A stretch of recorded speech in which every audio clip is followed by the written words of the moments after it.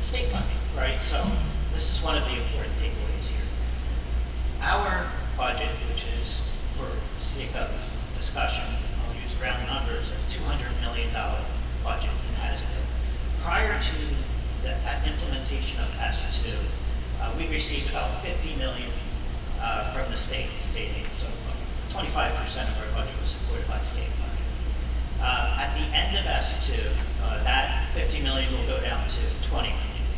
Right? So it's phasing out over time, but it's compounding too. So it's 5 million, 6 million, 6 million, and they're all in addition to bring us down to where we should be.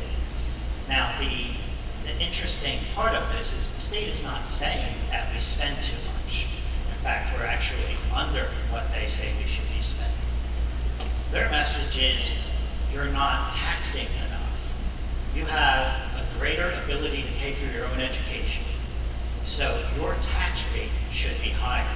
And this goes to S2 is a supplement to the School Funding Reform Act, the funding formula that's been in place since 2008, 2009.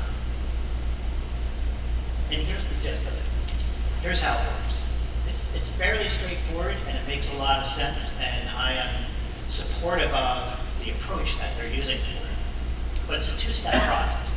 The first is to quantify student needs, right? And then use that poured through the actual demographics on a district-by-district basis to arrive at an adequacy budget, right? So how much should this district need to provide a thorough and efficient education?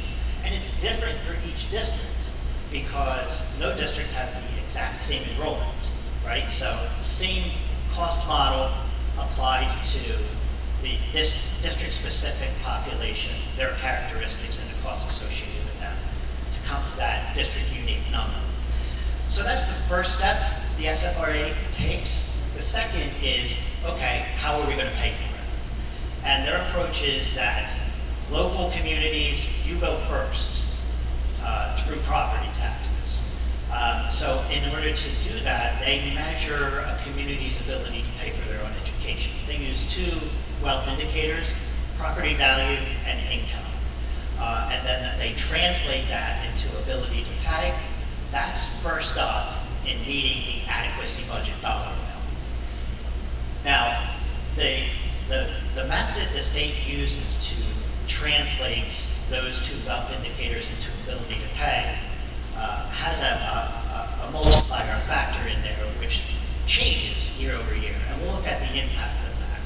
But back to the overall design, local fair share, local community, property tax, that goes first, and whatever's left in order to get up to adequacy, the state picks up through state aid.